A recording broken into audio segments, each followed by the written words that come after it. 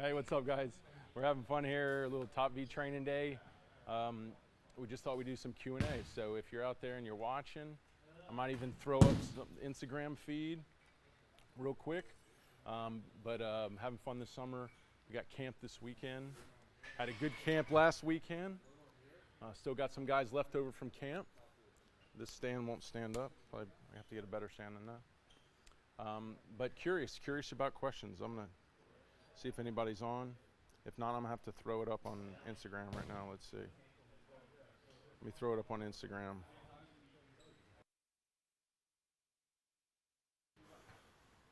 Here we go, going live on Instagram. See if I can get some questions. So some of the guys here from camp, they've been going through the routines. They've worked, probably a good half of a week of going through the core med throws, going through the core, what we call target throws, basically transition their med throw work through their, hey guys, turn it off. So what's up guys on Instagram? If you have any questions, I thought I'd take some questions today. We're having a little training day. We're live on YouTube.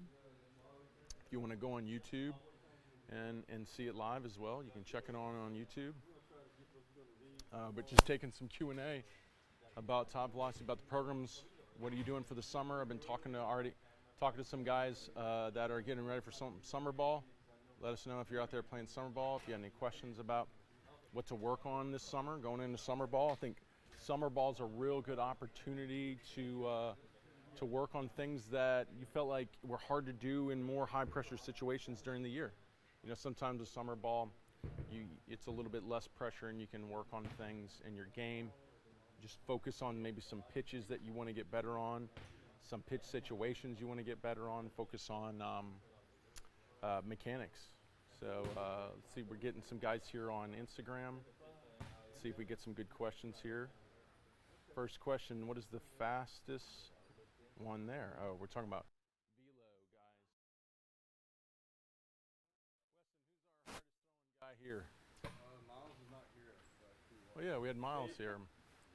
Oh, Joey. Joey's been up to 92. But Miles here's, if you've seen Miles, he's been up to 95.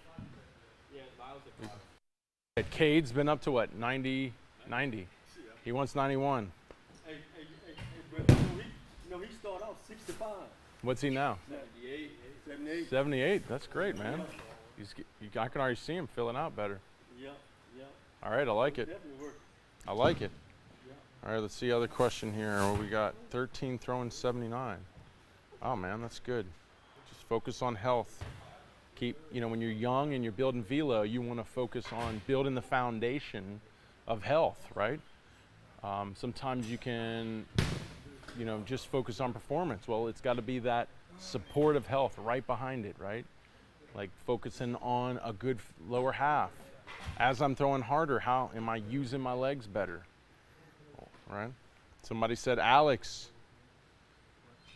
Let's see.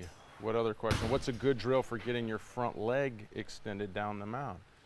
Those are good questions. I have some good videos on YouTube about the front leg and everything that has to happen with the front leg. The front leg is really a finishing movement.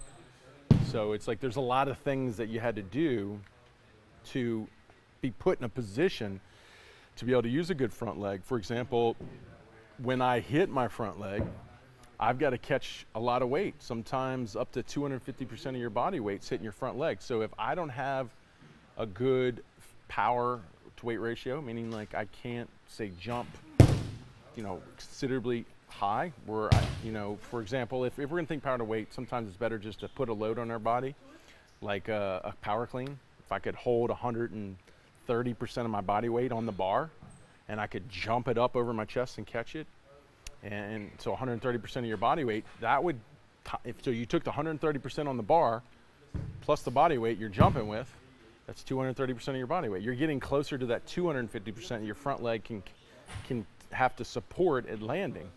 Now you got a lot of confidence that you have the power to be creative, a lot of momentum down the mound and catch a lot of that momentum into your front leg, and therefore there's a good chance you're going to push back into it, because the hardest thing about the front leg that guys don't understand is about 0.2 of a second. So when you land, you have about 0.2 of a second to release the pitch.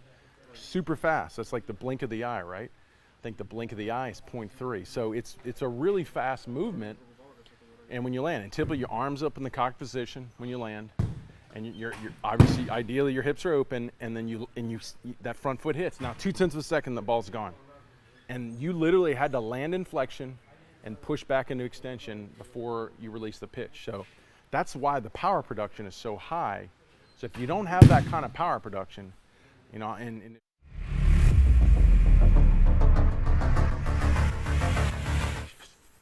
6'37" inches. So if you got the power. Now what's the other big issue with the front leg? The front leg, if I land, my front leg lands, right? There we go. If my front leg lands and my hips aren't rotating, look at the issue with your hips aren't rotating. If my front, I'm trying to do this while I'm holding up the Instagram live, but oh, here we go. Francisco do it. So if my front leg lands and my pelvis is closed, now my pelvis is sliding forward into my front leg. That's gonna be tough to stop. Specifically when we know it's 250% of your body weight, that's even harder.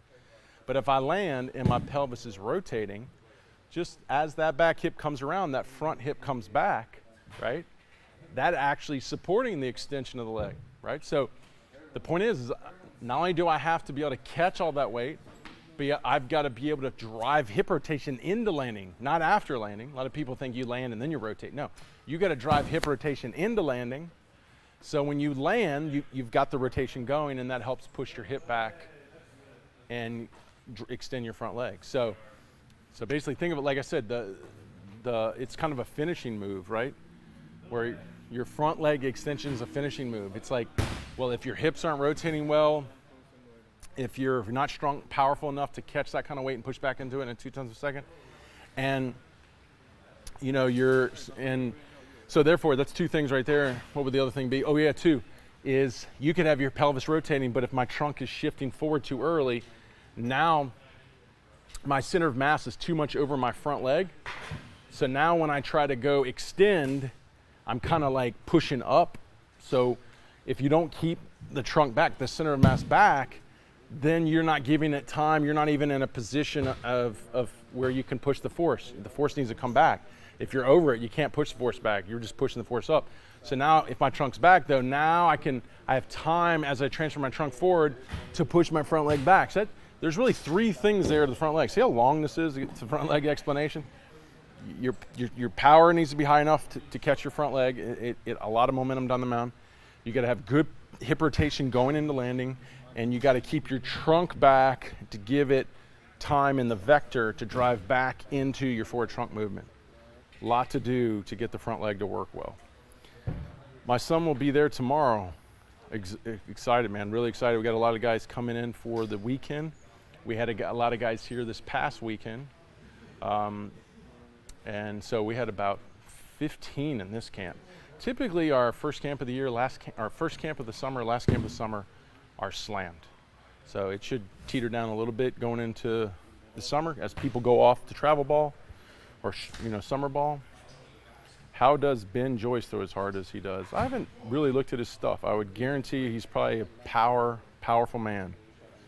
Power is the key, man. Who's the best hitter? In here? I don't know. We don't hit much in here. We do take hitters. We have the hitters in the hitting program, but we typically get more pitchers in here. But we do. We got some catchers coming in this camp. We got some position players and some camps down the road. So we work with them on velocity, and we do have hitting. We can dive into some of the hitting. We're getting some cages up outside. We got about 3 cages up outside right now.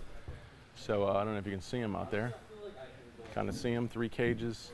And of course we got the new facility next door where we're trying to get, one day we're gonna get to that field out there. We got a nice little field we can work with. What are some ways I can build muscle for my traps so I can hold more weight on the bar? So yeah, if you're that guy who puts the weight on the bar and feels like, oh, it hurts, I wanna wear a pad, you're right, you need some meat on your upper body. So traps right there, trap work, we do a ton of it with the Olympic lifts. So clean pulls. you know, hang cleans, power cleans, even power shrugs. These are all great trap exercises. So if you're in our Olympic approach, you're not going to have problems with your traps. Your traps are going to be nice. You just got to get into our Olympic training. What we got? Got some questions on YouTube. What do you recommend for a 90-year-old pitcher? It says for 9-year-old. 9-year-old or 90? 9. 9. They're kind of the same. Yeah, pretty much. Yeah. Going out from the diapers and stuff. What do you recommend for those pitchers, 9 to 10-year-old? Yeah, so the 9s, you know, we have beginner programs, we have intro, even little clinics. And so when you go through the beginner stuff with TopVelocity, even as a position player or as a pitcher, you know, it's just beginner drills. Like we have our beginner like crossovers where you're learning hip to shoulder separation, how to really close your shoulders.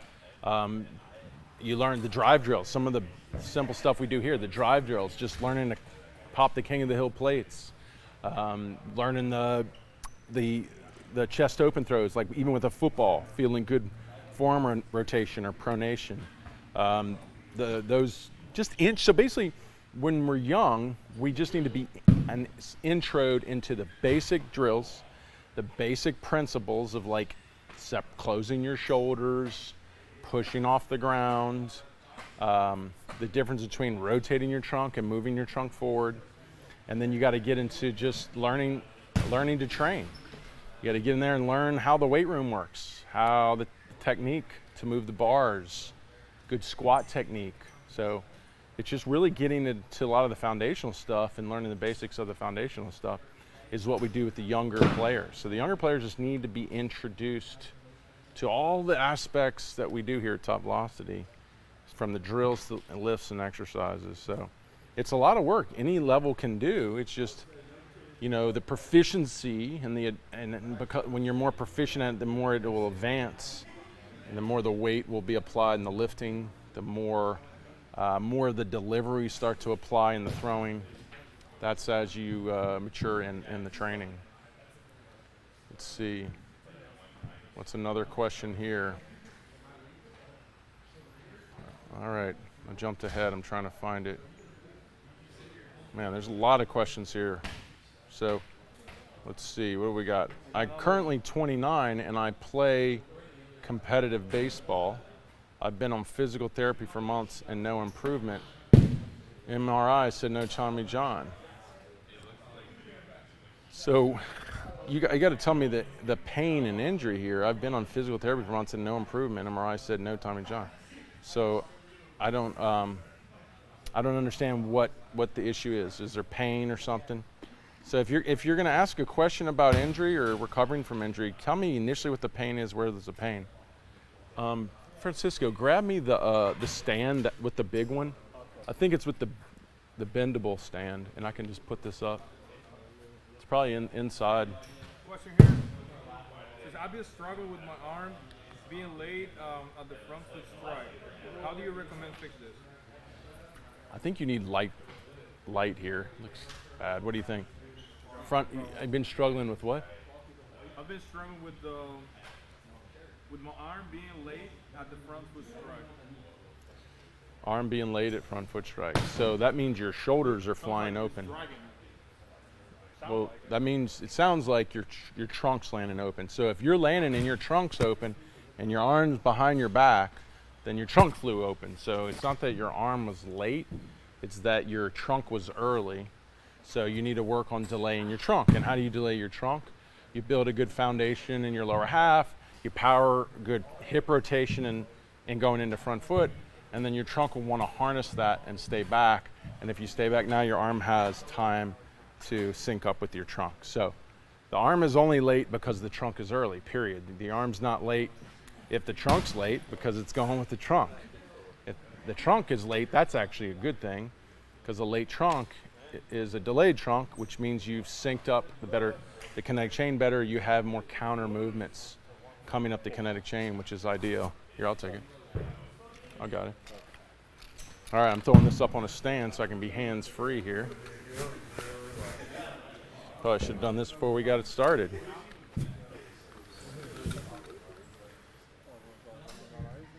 All right, so there we go.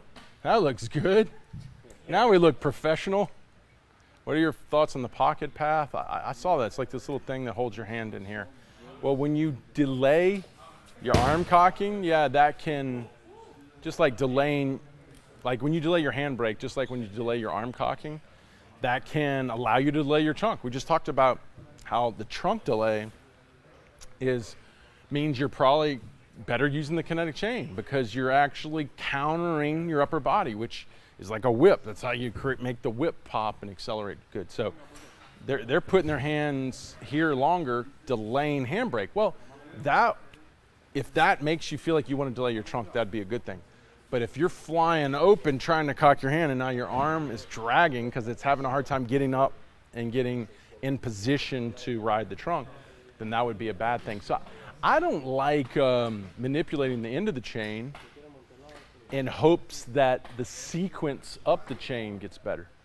So for example, if I want to drive the kinetic chain ground up, so the knee will go before the hip will go before the shoulder will go before the elbow will go before the wrist. If I want to build that sequence, that domino effect, which is a healthy ways that you move the kinetic chain, I want to start downstream. I want to teach the lower half how to delay and go, and how to put the upper body in a better position to harness against that, and then how to build it up. I don't want to grab the end of the chain and try to throw that through a big delay in hopes that it syncs up and makes the whole kinetic chain move from the ground up. I don't like that approach. Question here. So what's the timing on the lower half rotation? I feel like I rotate too quick. If there's specific timing that I should look to rotate? Yeah, so we all rotate too quick. What we were doing with Francisco the other day, Francisco was really learning how if you don't stay in your back hip and you transfer your weight out of the only leg on the ground. So the only stable thing out of leg lift is your back leg. That's where all the stability is coming from. If I quickly transfer out of that and shift my weight, then what happens is as I transfer, everything starts to open, right? And if we're trying to, just like I showed earlier, if we're trying to delay the sequence and then accelerate the sequence late, and the reason we delay it is because all the energy we build falling down the mound, we then want to fire that through the rotational sequence. So if we throw us into rotational sequence while we try to build our momentum down the mound, we don't accelerate the energy as well. So the key is staying loaded as long as you can and delaying rotation as long as you can. So now all the energy in my body is being built before I'm ready to go into rotation, and then I get that more energy being pushed through rotation. So we all want to go early, and that's because it's harder to do that. So you have to gain more stability, more control of your body. Like for example, when Francisco, we were trying to get him to sit back and load. So he has to do a better job of taking control. And I kept telling him, you got to take control of your body. And like the handle of the whip, you got to sit and hold that back leg and feel in control of your momentum and let it go down the mound while holding stability and holding external rotation. And then last minute, you let it go. And he saw a considerable improvement in velocity as he did that. But it's hard to do because if you don't have the strength, the stability, the motor control awareness of where you are and how you're controlling your center of mass, then it's too hard to do that. Like when Francisco's not mic'd up, when he gets you mic'd up, that'd be cool to put you on it and let you talk about the experience of what it feels like to delay your momentum and delay your back leg starting rotation. Because really that's where rotation starts. It starts in the back leg. So the back leg, that's where rotation fires. And once that fires, the whole sequence starts to go. Let's see, next question here is, a lot of guys on here. Let's see, I have a rotator cuff strain. Any suggestions what to do? So rotator cuff strain means the stabilizers of the joint are strained. So that's where you don't want to throw hard. Probably don't want to throw much. You probably just want to do a lot of therapy. You want to get a lot of good blood flow, start pumping blood in, blood out, get your own body just to move good nutrients in there and heal it. Once you've done that, then you want to identify why did I cause the strain in the first place. It's usually linked to 3 things: overuse, poor physical fitness, poor mechanics. It's probably all of those. You probably overthrew, and you're overthrowing because you're overworking on things that you aren't, all your work's not gonna be done in your throwing sessions. A lot of your work's gonna be done in your lifting, so you need to not spend so much time in your throwing session. And then strength, you probably have poor overbody strength. You probably also too, we can strain the rotator cuff when the scaps aren't functioning well with impingements. And mechanics, you probably aren't using the connect chain well. What? I need 1 minute to change the battery, so we're coming back in a second. Yeah, cool. Still don't know where to train this summer?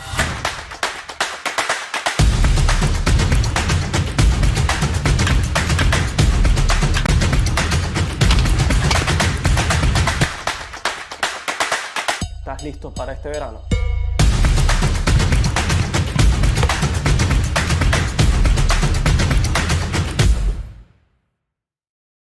I throw 80, how can I throw 90? Go back. I throw 80, how can I throw 90? Well, what we do at Top V is we evaluate the whole kinetic chain. So we see, well, how explosive is your lower half? Like, how well do you jump? How fast do you run? We also look how much mobility do you have in your kinetic chain? Where are you restricted? Right? Then we look at your mechanics. How is that affecting your mechanics? So then we go, okay, if you're 80 and you jump 24 inches, well, let's get you to jump 35 inches.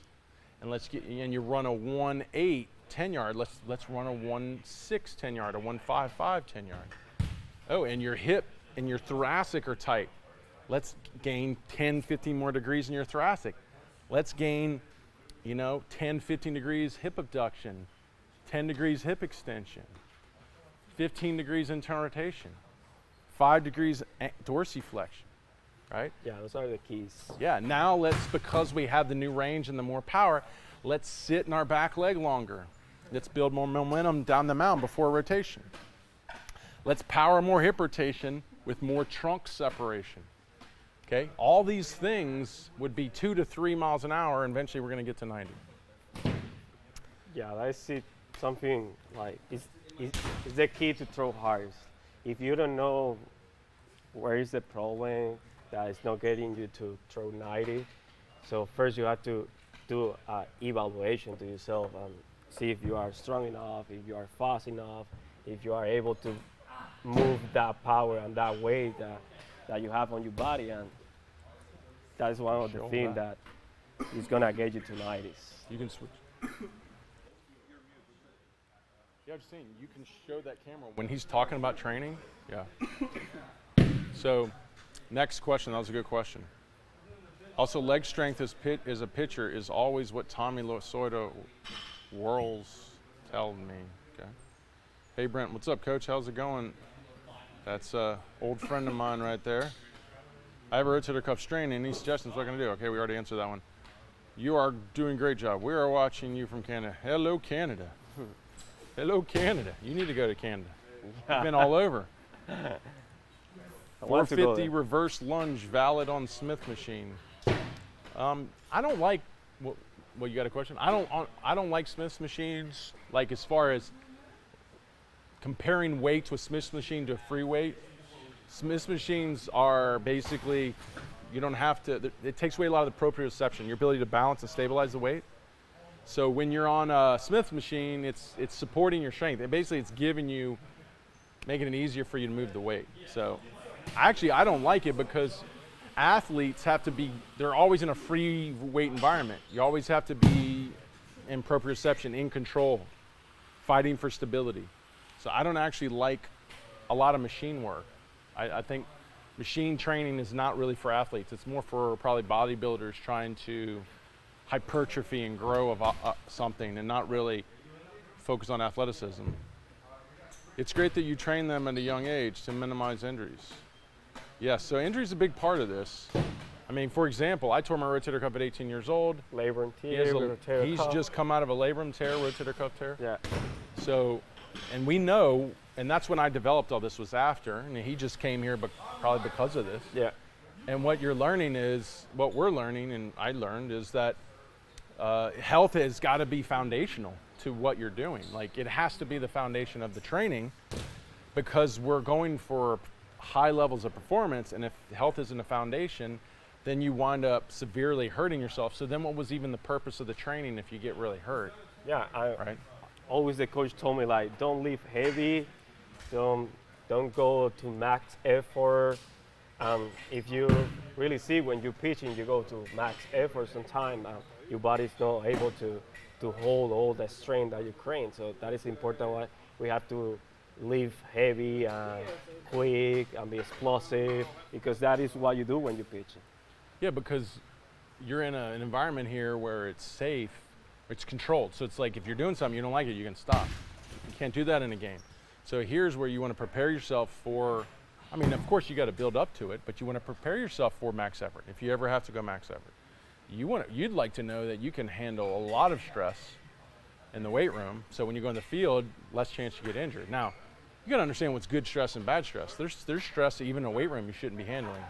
Like, for example, the valgus stress on an elbow or the valgus stress on a knee. You don't need to be handling that. You don't want to be sitting here with the weight on your back slamming into valgus stress in a weight room. That'd be bad.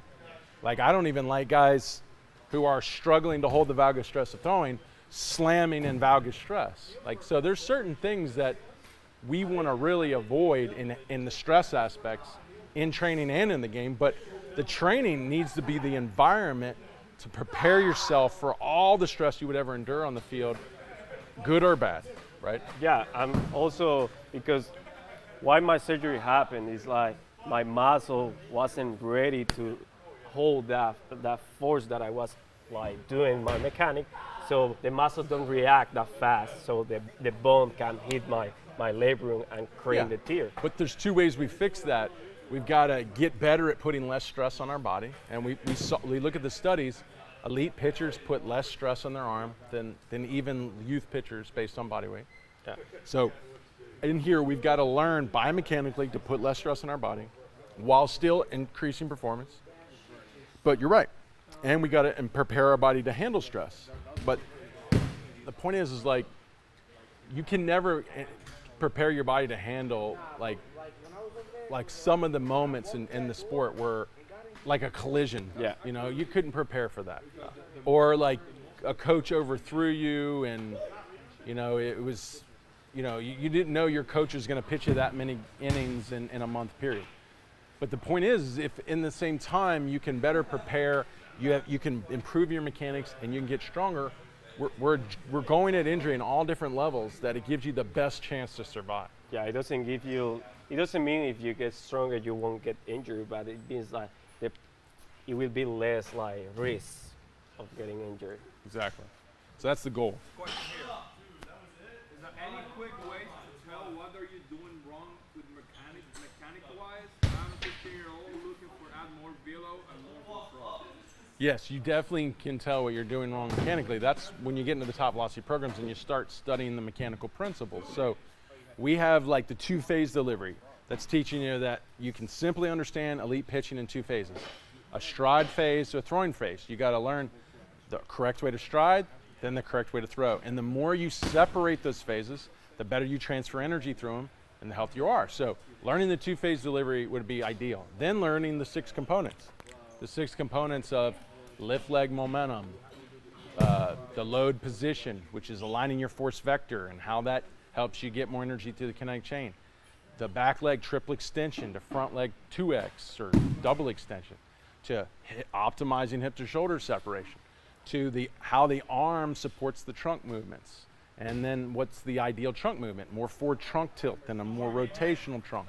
All these things are key core principles of pitching mechanics that will allow you to optimize your delivery. So yeah, there's a lot you need to learn. So tell them, like, just probably in your time here, how much pitchers probably don't really understand about the principles of good mechanics or efficient mechanics. Yeah, all the pitchers that just come to the program, let's say 99% they are doing something wrong in their mechanics. And they don't know. And they don't know. They think that because they are throwing strikes, they have a good mechanics, which is not true. So bad mechanics can kill your arm. So that is what we want healthy pitcher. We don't want pitcher just throwing hard. We want that you can really learn for 10 years, 15 years, and you're being healthy all the time. So that's why we're here.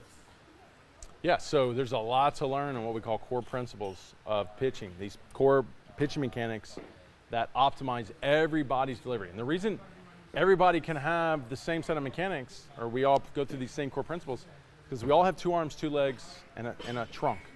And because of that, there's only so many things we can do to optimize the movement. And that's why you're going to have these core principles, and that's why, to a layman, all pitchers look like they're moving the same. The differences are just in how your body segments are shorter or bigger, or how your body mass is shorter or smaller or thicker, or your hips are tighter or looser than the other guy. That's the subtle differences that change deliveries. But we've got to learn the core principles that allow us all to optimize our delivery. Let's see what else we got. Like they say, junk. Sometimes I gotta screen these before I just start reading them. I think that early specialization of pitcher is the worst thing for development. Kids should play several positions and learn about moving basics. I think that's the most important. I don't think I don't understand what you're saying.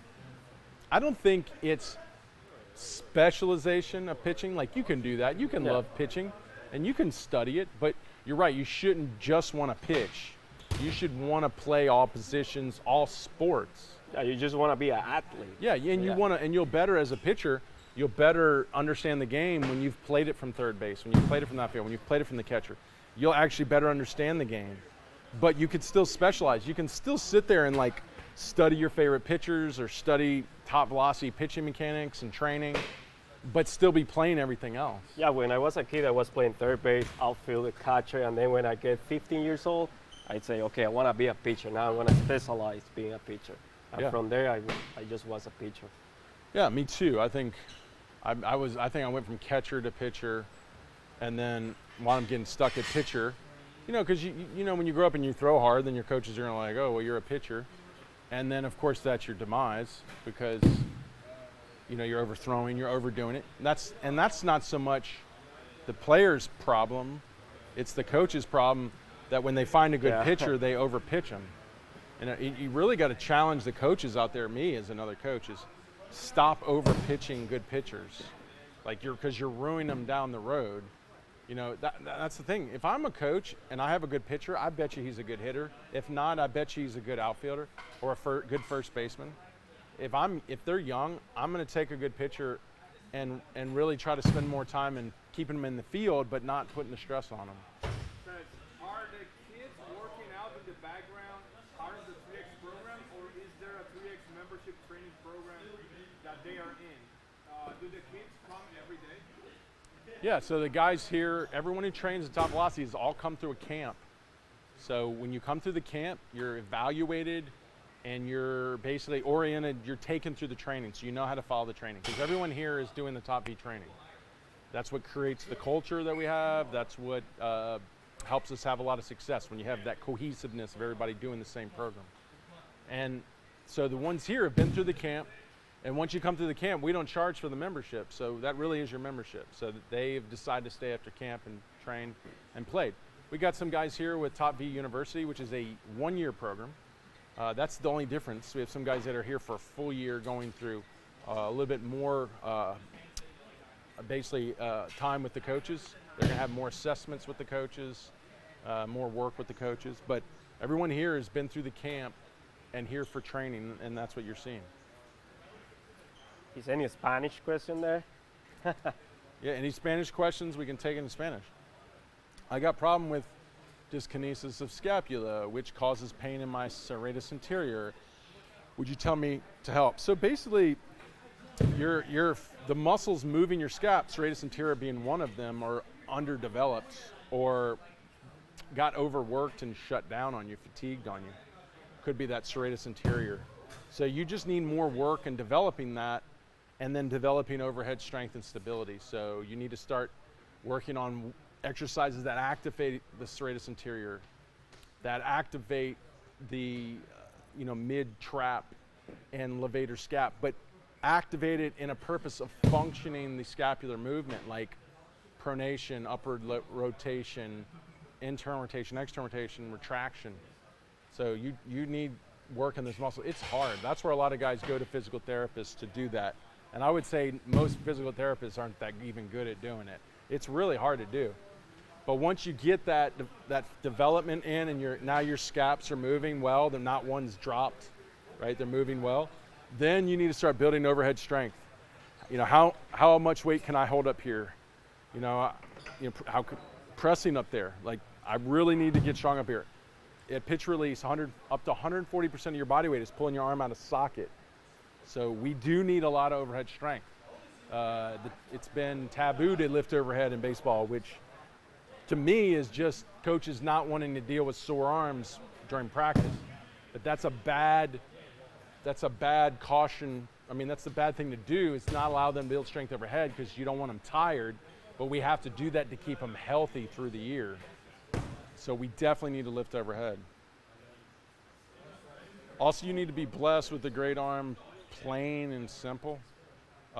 It's not really a great arm. You got to. Period. It's kinetic chain, not arm. You want to throw downhill, not uphill.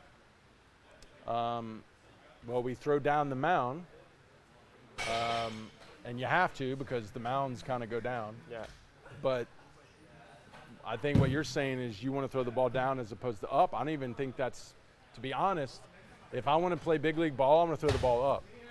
Because if you can get way out here and release the ball here, and your ball looks like it's going up to the hitter, It would be they're not harder. touching it. Yeah. If the ball looks like it's coming down to the hitter, gone. Yeah. If the ball looks like it's going up to the hitter, unhittable. That is like checking the MLB pitch. If you see the vertical break of those one like Scherzer or no. Yeah, so to be honest, if you really want to be good in this game, you want to learn to throw uphill. Or you want to learn to throw the ball up. All right. Let's see. Rest the arm. No, we don't need to rest the arm. We need to train the body better. It's not all about the arm. The arm doesn't need rest. If you train the body well and you know how to use the kinetic chain, you don't need to overuse the arm, but the arm will survive really well if you have a good kinetic chain. Have you figured that out yet? Yeah. Have you noticed when you really use your body well that your arm just is like, it's not even an issue? Yeah, it doesn't feel like, it's just like something just Yeah, getting it's like, in the front. how do you think these big leaguers, when they get to the playoffs, they'll throw like on 3 days rest? Like, obviously he's well conditioned, but also those guys have better mechanics because their arm isn't really taking a lot of Yeah, it's use. like using a professional pitcher when they play MLB and you like watch them throwing, you see, but he's not doing anything on how he can throw hard because he's using well his body. Yep, and that's what the studies show. What do you think about short arm path for pitchers like, I don't know, sorry, I can't read the guy's name. Short arm pass. What I think when people say that is more arm flexion, right, as opposed to more extension. All that matters is when you land, that your arm is in flexion and it's close to full abduction above the shoulder and the scaps are loaded and your arm's ready to come up and lay back and follow your trunk. Because remember, when you land, you got 0.2 of a second to release the ball. So if we're not in this position and we're still coming up, you're going to lose your arm's not going to sync up. So all that matters is that your arm is cocked and ready to go. And we can be specific about that. But it doesn't matter how you got here. It's like a hitter. You know, all that matters is when the hitter's front foot lands, that the same thing, scaps are loaded, the bat is loaded and ready to go. If you want to, you know, swing your bat back, turn it over, all that doesn't matter. But when your front foot lands, that it's in the loaded position. Same thing with pitching. You can break your hands like this. You can hold your hands here longer. All that matters is when you land, your arm is up in that cocked position, ready for that trunk to throw your arm forward. So, you know, what you find is guys are messing with timing by, instead of letting the arm get long to landing, it's getting short. So what happens is those guys are probably slightly open at landing, so it helps their arm stay caught up with their trunk and the ball comes out a little better. But I would have rather taught that guy to keep his trunk a little bit closed a little longer as opposed to trying to get the arm a little bit closer. You know, why do catchers want to go here? Because they have to get up so fast and throw that if the arm gets to here, it's already in the position to release. So if the catcher was late to get there, he would have to wait for his arm to come in for release, so it slows him down. So when you take a pitcher and you bring his arm in, or you bring it up early, you're just trying to help the arm keep up with the body to release, and that actually is not good when it comes to velo. That's why catchers don't throw hard behind the plate. They don't throw 95 behind the plate. Yeah. It's because they're shortening everything up to try to get rid of the ball quick, because that's as important to velo to them. You don't want to shorten a pitcher to get rid of the ball quick, because it's not about release time, it's about velo, right? Yeah, the only thing if really good delaying that trunk, and if it's that good. So I'd rather take a pitcher and delay his trunk than bring his arm in. Because if I take a pitcher who's slightly early and I bring his arm in, yeah, it syncs up better. But if I told him to delay his trunk and keep his arm a little bit more extended, now the guy's going to have more velo on the ball, maybe, and it takes a little bit longer. But he can do that as opposed to a catcher. A lot of coach only look at they need you to win, but people like these teach you the whole method of pitching. Thank you. Yeah, I mean the goal is, like, you got to understand the difference in coaches. You got coaches in an organization are really managers. I think that's a better name sometimes. Yeah. I don't even like. Let's not use coach. Coach could be anybody. A life coach. Yeah. Like in baseball, he's a manager, right? He's played pro ball. That makes more sense in pro ball. He's a manager. He's managing the game. Yeah, he has the pieces and he controls it. But he doesn't teach you anything when you are in that level. Right. Even a pitching coach is still a manager. He's managing the pitching staff. Yeah. Right? So think of them as managers in the game. Then, like us, we're instructors. We're in here to instruct, or we're biomechanists. We're movement specialists. We're here just to instruct your movements. It's not about us managing the pitching staff. There's no games here. Yeah. We're instructors or movement specialists teaching you movement, right? So you got to understand, like, the differences in the departments. Like, for example, if you're in a big corporation and you're not getting paid, like you're just not getting your payments in the mail, you probably shouldn't go to the research and development department. Even though they work in your business and you spend a lot of time with them, you know, they research and development. It's like, hey, this is what we're working on. You don't want to go, hey, when do I get paid? That's not their department. Even though they probably know, but you got to go down to human resources, right? So the point is, like, in baseball, it's the same thing. Going to the manager who's running your team is probably not the best going to go, hey, can you help me with my back leg drive? Like, at a pro level, it's kind of funny if you did that. I mean, they'd want to help you, but it'd probably be better to go to a coach that is probably outside of your team, like us, that specialize in it, and we instruct it and we teach it. And that would probably be a better place to go. Yeah, that's for sure. Where is this located? We're out of Louisiana, southern Louisiana, just north of New Orleans. It takes time and patience. Slowly work at it. Yes, sir. Okay. ¿Cómo puedo evitar tirar el brazo hacia atrás? Eso disminuye millas. How can I avoid, like, to throw my arm to the back? That thing slow me down, like the mouse. Bueno, lo que puede pasar con eso, si echas el brazo hacia atrás, es que puedes poner más estrés en el hombro, lo cual a largo tiempo te va a crear una lesión, porque literalmente cuando tiras el brazo hacia atrás, ya de aquí lo que tienes que empujar tu hombro hacia adelante y se va a ver forzado el manguito rotador, como la parte de atrás de la escápula. Entonces, ¿cómo evitas eso? O sea, literalmente tú tienes que quedar con el tronco entero. O sea, tu brazo es parte de tu tronco. Entonces estás acá y te quedas lo más que tú puedas y simplemente lo echas hacia atrás con la escápula y nada más haces esto. Esa es la manera más saludable para lanzar una pelota de béisbol. Otra pregunta, ¿qué puedo hacer en los días lluviosos? Eso seguro no puede salir. ¿Qué puedo entrenar en la casa? What should I do in the rainy days like this that I cannot go out and I gotta do something that happens? What I do something? Oh, yeah, all this is done in here. Just tell them you got to find the space to do all this training. Sí, si estás metido en un gimnasio, trata de irte al gimnasio, y si no, o sea, si no puedes salir de tu casa, enfócate en trabajar. Puedes meterte y hacer mucha escápula. Ejercicio de escápula es súper fácil de hacerlo en tu casa y no necesitas de ninguna pesa, o sea, simplemente con con el peso de tu cuerpo lo puedes hacer. Eso es súper importante. This one says, this is interesting. This can go to outfielders and it goes to cricket bowlers. I actually get a lot of cricket bowlers that reach out. Do you think a double jump of the back foot for a pitcher or a bowler in cricket has a negative impact? Well, obviously pitchers can't do it. I know Carter Capps tried it for years, eventually became illegal. So, but can outfielders, would it be beneficial for an outfielder into his crow hop to double jump and then throw?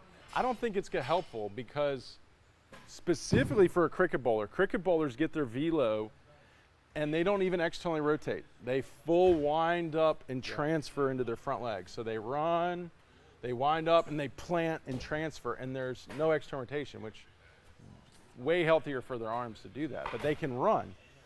But the problem is the double jump, just like an outfielder. If an outfielder's trying to throw a guy out of the plate and he's got to put everything into it. He would get safe. Right, and he's running, the double jump will slow him down too much. Yeah. So one hop would be good to grab control of the momentum. You know, I always talk about there's a big difference in a running throw, a run and gun to pitchers, and it's the back leg. When I run, and I've got all this momentum in my body, my first plant is to gain control of my momentum and even slow me down so I can take that energy and push it up the kinetic chain. And if it's too much, I'm gonna slow down hard. And if you're having a double jump, then you might as well, because you're having to almost put your brakes on twice, you're just running too fast. So you probably, like an outfielder, have too much momentum. Or as a cricket bowler, you probably have too much momentum, you can't control it. So I would slow down my momentum to plant and not try to double jump to go. Because, what? Can I say something? Well, you go talk into his mic. A lot of the guys here used to do pull downs before we came here, and the guys that pulled down or running gunned, like I running gunned 93 when I was throwing 78, so it doesn't really correlate. Right, that's why, because when you're on the mound, you don't have that momentum. Your back leg has to be an accelerator. It has to try to replace the momentum of the running gun. So if you're not explosive and you don't understand the mechanics of doing that, then you're gonna be that 93 in a running gun, 78 on the mound. Most of our guys, when they do a two-step throw, like a little like shuffle step, like 1, 2, and then throw, they're actually pretty close to their mound velos because they spend more time training the acceleration of the back leg. So when they go to add momentum, it's not much different. Someone always in a running gun, they're just constantly training the decel of the back leg to gain control. And then when they get on the mound, they're like, well, I can't decel, I gotta try to excel, and they don't have the training in that back leg to do it, and that's why they have such separation. So, but we were talking like for an outfielder cricket bowler, definitely wouldn't be beneficial to double hop. You would just probably need to slow down your momentum, and so you just need one hop. Let's see, another question. A lot of people getting on, need some questions. Here we go. Should youth pitchers only pitch one season per year? I'm all for it. I'm all for, you know, the ASMI says if you throw more than 4 months out of the year, no, not 4, more than 8 months out of the year, you're 5 times more likely to have injury. So that's the max. So if you could just do one season a year as a pitcher, with youth, I think that'd be ideal. And then maybe another season you could play a position. Wouldn't you say that's better? I mean, it all depends because some people, they do it because they need the money of being playing. But we're talking youth. In 2 leagues. But we're talking youth. Huh? Talking youth. Okay. Like little Oh, kids. okay, no. Yeah. No. I get it for professionals. Yeah, it's like. We're talking for youth is going to be like to 13 years old, 13, 14. From 0 to 13, 14. I know. Then only like once a year. It's not good like being playing the whole year. That's how we do in South America. We just play like 4 months and that's it. And, yeah, that's a big point in Latin countries like the Dominican, like Puerto Rico, like Bahamas, like Venezuela. Y'all are more geared around practicing than playing. Yeah. Like showcase ball, travel ball isn't that big in your countries. Yeah, I mean, I remember a guy, I used to play college, and he came to the college, he's from Dominican Republic, and he never played. I mean, he played in the academics, between other academics, but never a real game. And when he came to the college, he was a little bit loose of what to do, all the stuff. So it's also important, like, to Where is know he the now? knowledge. Where is he now? He's still playing. Yeah, he's still playing. Yeah, There's some guys in the big league that are Latin players that started baseball at 16 years old. yeah, yeah. So there's players in the big leagues right now that, mostly Latin players, that didn't start baseball until they were 16 years old. Yeah, that's insane. Why does that happen? Because they're athletically gifted, Yeah. right? And they're gifted in throwing. So, but here's the thing. Latin players, specifically Dominican Republic, because it's a small island, the amount of players from the Dominican in Major League Baseball per capita is probably the greatest in any country, wouldn't you say? Yeah, yeah. Right. What happened? You lost us. So it's probably the greatest in any country. So maybe they can probably still hear us, but did that go out? Did this go out? Okay. So basically what's happening is, I'm going to wait till the screen comes back. Oh, we'll say it over here. So basically,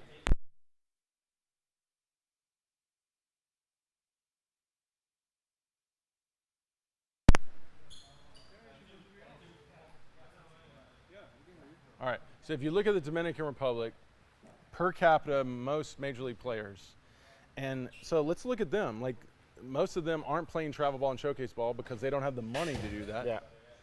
And most of them are being funded or supported, right? What happened? Did that camera just go out? So most of them are actually being supported financially, right? Yeah. In the Dominican Republic. And so they're being put through a lot of training.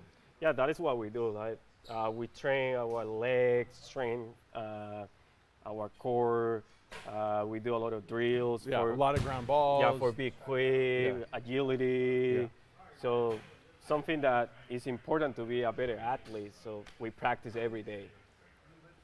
Right, and that's a great lesson for Americans to understand. Like, America in the game of baseball is actually not the best at producing the talent.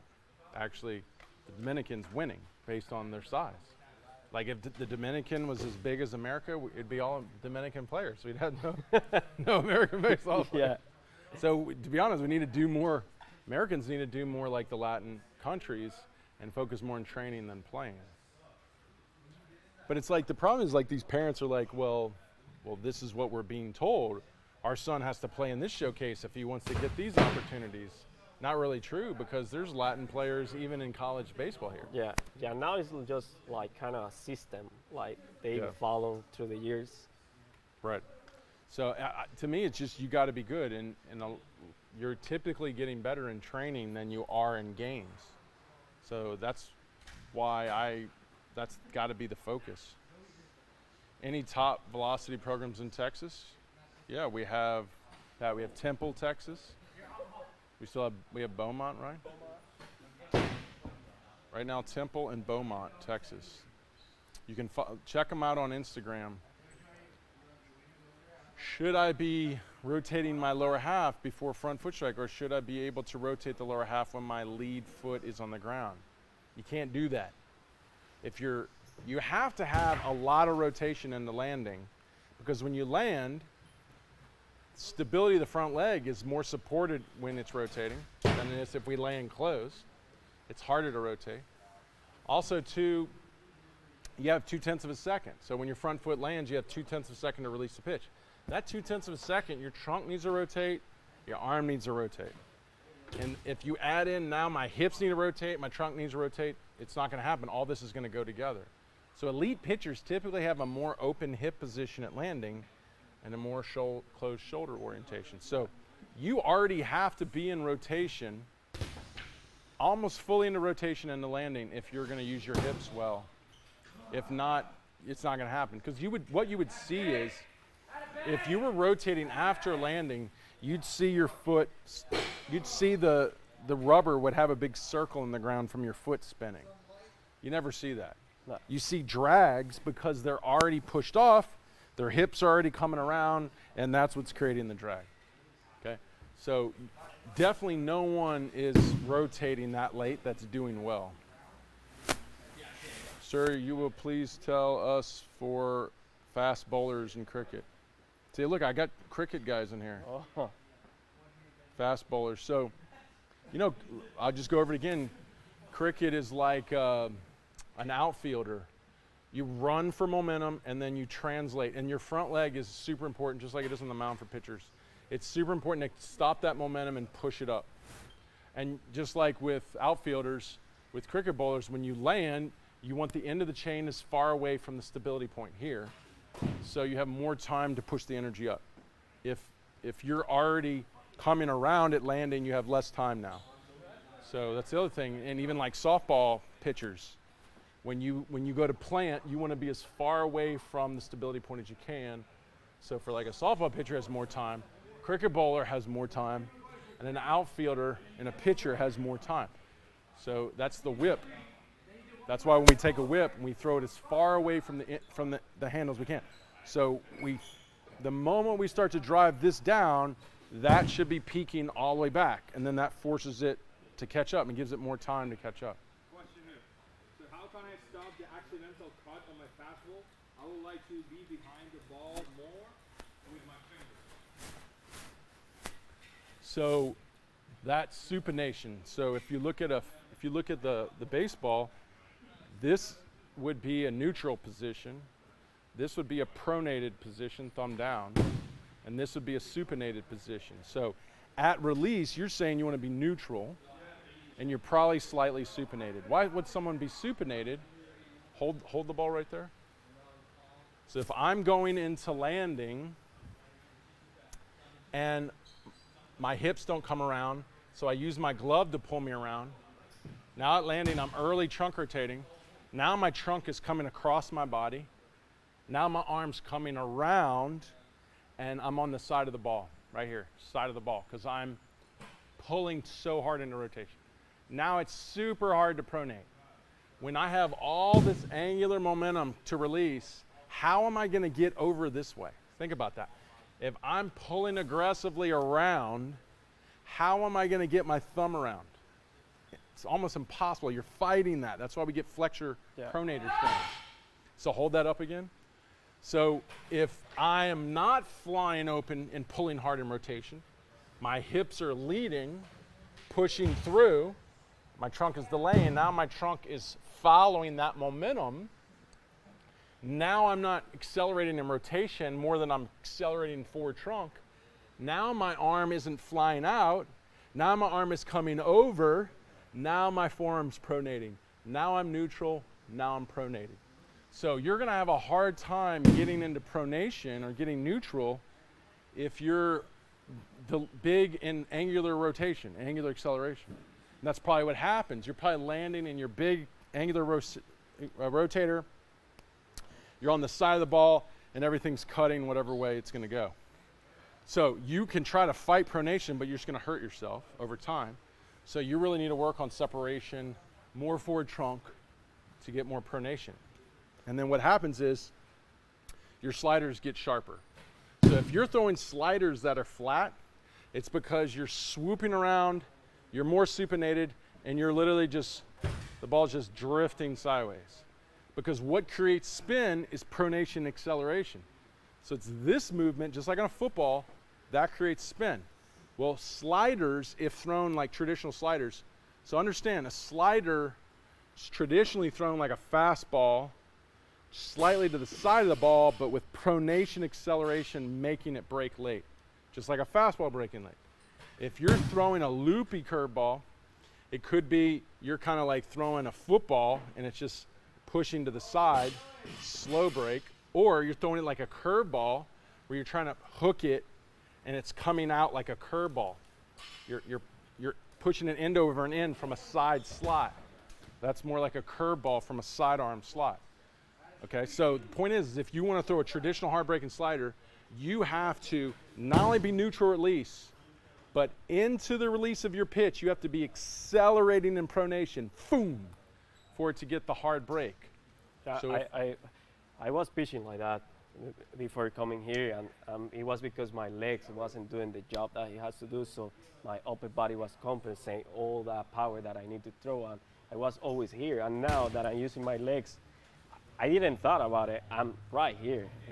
And I then when you wasn't start, trying to and change. now he has to change. Like you had a kind of a curveball slider, basically. Like you hooked it out from a side slot, like a slurve. Yeah. Now your axis is up. Now you've got to learn a traditional slider, which is going to be, once you learn it, it's going to be a sharper pitch. Yeah, because I was like, now how I can throw my slider, because I used to like pan to this side. Because now it's a curveball. Because if you throw it now it's a curveball. Yeah. Right? Yeah, so a lot of people don't know that. Like sliders are fastballs or cutters built on pronation speeds. Curveballs are slurves, curveball from a sidearm slot, are the ones that come out and they spin the other way. Fastball spins back, curveball spins over, right? So you can throw that from different axes and get a curve or slurve, but that's not a traditional slider with that hard break. Let's see. For hitting, do guys use overload, underload with weighted bats, balls, as I do with cricket, but am using the theory of connect chain from? I don't use overload bats. I like to overload like a medicine ball with it. I don't use it with the bat. So we do the overload training with the medicine ball, and then we go to the bat. I don't like messing with the feel of the bat. Think about it. I want to feel the same weight every time I get to the bat, just like I want to feel the same ball every time I get to the ball. But I'm going to overload to train the kinetic chain better before I grab the bat. Then I'm going to try to get the bat and translate that over. That's just the way we do it here. Say hi to Marcel for me. Marcel people, is there. got some shout out in here. From Austria, the Austria boy. Yeah. Y'all should come to Chicago. We went to Chicago this year for the ABCA. We're trying to open a facility there too. Someone says, I am a freshman in high school and I am wondering how to get noticed by college by the time of the year. So college recruiting is tough because it's gotten, it always gets younger. It's like a lot of guys want to be signed by their junior summer or going in their senior year, they want to be committed. I know because a lot of colleges already have their kind of next year rosters already, they've given up their scholarships. So a lot of guys feel like they're losing scholarships if they don't commit before their senior year. But that's why there's many different options. There's JUCOs. The point is, if you don't get the school you want going into your senior summer, then and you think summer of your senior is too late, that's why you go to JUCOs or you go to NAIs and then you switch back over. You might not have that ideal path because you might be a late developer, late on some things. You don't need to be locked into the school you think you're supposed to have for the next 4 years if it's not the school you want. So the point is don't get too much anxiety about the perfect setup to get to a good college school. It might happen later. It might happen as a transfer, and people do that all the time. Because a lot of times guys will just verbally commit to early and just kind of settle, well, I guess this is the school I want. It's not really the school you want. At the end of the day, don't hesitate. Work on your development. That's why don't overplay in high school. Take your summers off and train. Too many high school kids want to play in their summers. Feel like they have to play in their summers. My coach says if I don't play this summer, I'm not going to play in the spring. Well, then that'd be a dumb coach if you're really good. Plus, now you have travel ball. You could not play spring for your high school and play travel ball in the summer and get everything that you want. I mean, be careful feeling like you got to settle in early or you're screwed, but also don't hesitate. Really work on your development because teams are trying to commit guys early and based on scholarships. But teams are still going to have scholarships open because some guys are going to verbally commit and then change it, or someone's going to, sign it and go in the next year and then flunk out of the school and they have an open scholarship. I mean, the point is you still should have opportunity if you're not a year ahead into commitment. But at the same time, too, do your best to spur your development because it does make it easier on you. Yeah, also I have a what advice for you is like you have to see where you are as a pitcher. If you want to go to a D1 school, I was in a D1 school and I saw many kids just going there and being only 1 month, they wasn't good enough to perform and they just quit. So just be ready, work out in your free time, and then if you feel that you can compete in that level, it's there when you need to start looking for opportunities at the college baseball. You don't want to go to college and being on the bench, in the pen the whole game and seeing pitchers throwing twice a day and you being there like fresh. So. Yeah, and I see a lot of kids because they wanted their dream school and they didn't get it. They're like, well, I'm just going to walk on. That's a great way to end your career. I mean, I hear it too much.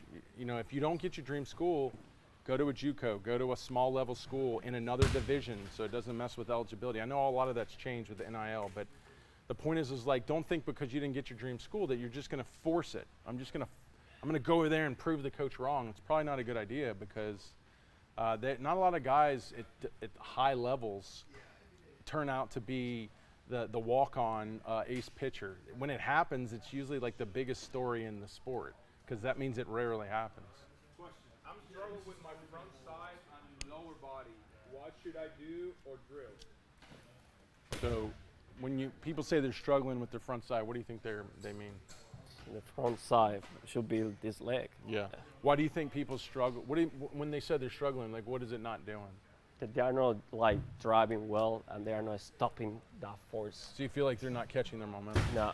So they're just going forward with their trunk. So that's what happens. When you're going forward with your trunk, you just flex. You have to do it. So the misconception is that you see your front side collapsing, you see your front side not pushing back, you see your glove pulling, and you think, well, the problem's my front side, and it really isn't. It's like your front side's actually trying to do work it shouldn't be doing.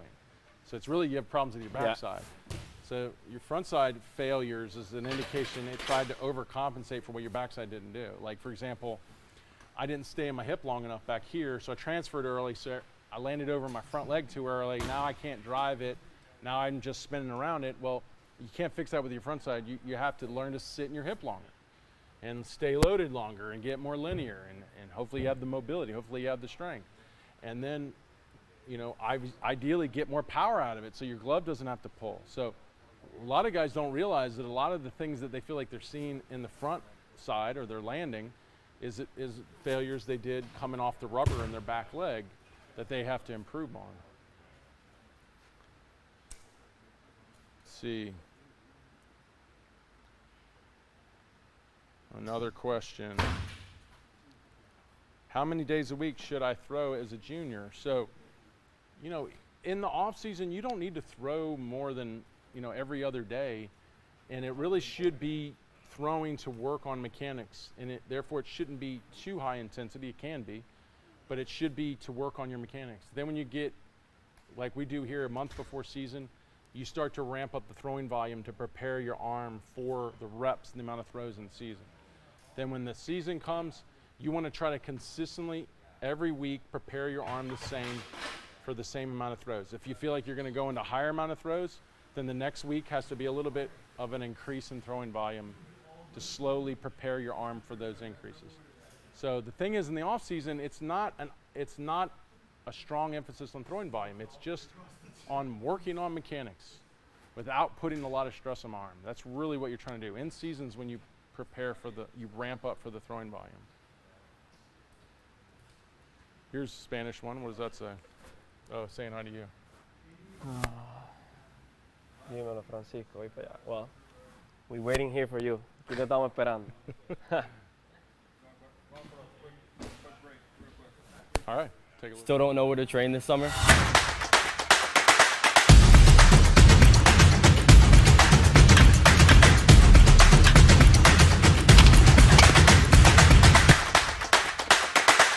¿Estás listo para este verano?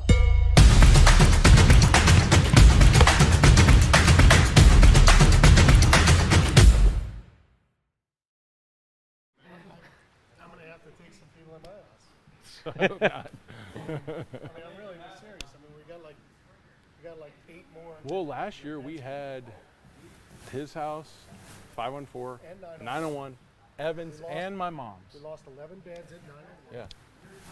Yeah. TopVelocity was developed to provide a better method, a science-based method of training that would have the complete understanding, the complete package of not just increasing performance and velocity, but doing it with health as a huge focus. You know, people give me a hard time about Olympic lifting because it's like an advanced form of lifting. And when I say advanced, meaning like it's highly technical. There's no better lifts in the weight room to develop the coordination and the ability to put your body in the correct sequence, the correct position to get to a maximum force production. And let it heat up, then you put the ice on for like 10-15 minutes, and then it pumps it out, and then you let it warm back up again. It's that pumping which is really good for your body. But you don't need the heat because it's already inflaming. Dale, pues. ¿Sabes eso? Yeah. Que soy novato en esto. Here, grab. Hey, give him. Hey, give him that mic.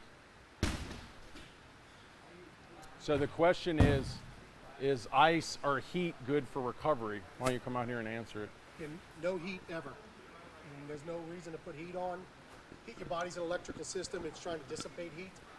So when we put heat around, it causes the tissue to engorge with blood.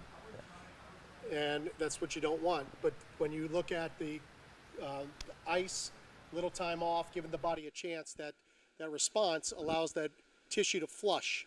And it's the pump, right? It's the pump. Yeah. And that's where compression can help because it adds to the pump. Right. So ICE, ice compression elevation. So if you were to wrap up with an ACE bandage and then stick it into an area that's inflamed, but the point is you don't want to also be using ice to just mask pain just as much as taking any ibuprofen or Tylenol. You don't take Tylenol, don't take ibuprofen because it causes a block of the signals, and the signals are required for the body to start to do healing of the tissue. So ice is always recommended, especially if you need a little bit of inflammation control. And but heat just flares it up even more. well, it'll actually yeah, you don't want the joints to swell. You don't want that because if inflammation sits in a joint too long, it actually eats up good tissue. Correct.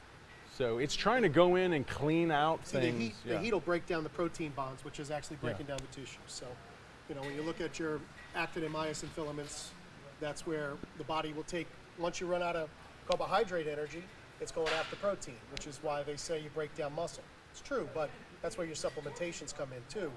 So you have to have protein in your bloodstream when you're working out because it's the fastest synthesis of protein strands, plus it's going to be the fastest usage if you have protein in your blood, and primarily your essential amino acids. That's why I don't like how it's the tradition after a pitcher throws a 7-inning game and he's told to flush the blood, and then he goes out and runs for like 30 minutes. Well, your body's already depleted of carbohydrates. They're probably all gone. You're probably moving into lactic acid. And now you're going to go out and push it even farther. It's just going to destroy your body. It's just going to start eating up every protein in your body. Right, and that's, you know, when we talk about the way we teach, as you know, about our nutrition, alkalizing the body reduces the acidity and the inflammation. So when we look at alkalinity with the greens and then the antioxidants with the reds, that nitric oxide production along with assistance of recovery, because as an athlete, the most important thing is assisting your body to recover, which is reducing the inflammation as much as possible. So if you're having some type of allergy to milk, that's inflammation. If you're eating peanuts, inflammation. So certain things, certain food groups will cause inflammation in addition to activity. Yeah, and right after you pitch like that, your body it's acidic, it's inflamed, it's depleted. The last thing you need to do is keep pushing it. That's where you should sit down, fuel up, protein. That's your essentials, everything you said. Basically, you got to replenish as quick as you can. Right, and you know, it's also having the body loaded with energy before you start the activity, which comes down to your protein management. Now, protein powders, as we always talk about it, only 16% utilization of the aminos in protein powder. So it's one of the least effective forms of protein and transport into the blood. You'd be better eating eggs, right? Yes. So, I mean, eggs, you're at 48% assimilation of the protein. But the essential aminos, both before a workout and after a workout, have it in your bloodstream during that competition. is going to allow you to have more energy during the competition and start the repair process along with protein synthesis, which is a response to exercise. Check out the supplements that Dr. Pat has put together, topvelocity.net/sup, S-U-P. And is it 1P? If it's not 1P, it's 2Ps, but I think it's 1P. And look at our supplements that he's talking about, the amino acids, the 8 essential aminos, the reds and greens. You know, the program's online. I mean, it'll get you the education you need, but if you want to contact me in regards to a consult, I'd be happy to talk to you about your nutrition needs and your goals and help you to set up a program. You can just go ahead and email me at drpat, DRPAT, at topvelocity.net. That's the way that you can get in touch with me.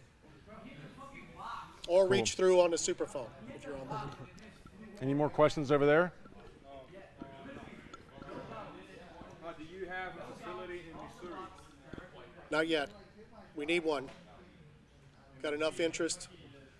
All we need is someone that has a facility or is looking to start one to give us a call, and we'll walk through the steps of what it means to become a Top Velocity Performance Center. Pat, what's the best bat for baseball? Bat? Yeah. One that fits you. All right. What else? So we have the hitting program, topvelocity.net/GFT. If y'all want to learn more about the camps, topvelocity.org. We have camp this weekend, we got camp next weekend, and then pretty much every other weekend through the summer. We have a little bit of housing left. So soon they're going to be in Alex's house. No, actually, with Alex. up there, we got room up there. That's it. I can sleep up there. It's a rollaway right in front of the mound. That's Francisco's new Yeah, we room. have a locker room too. Yeah, we've had a delay on our dorm. Our dorm, hopefully we're rolling by July, but in the meantime, we're doing what we can. Any other questions? That was good. That was a good run. Said you can stay at Joey's house. Yeah. All right, any other questions? That's it? All right, we appreciate you guys coming on. It's fun. We'll keep doing that this summer. We got new guys coming in every day. Come on down here and train with us, topvelocity.org. We'll see you next time. Still don't know where to train this summer?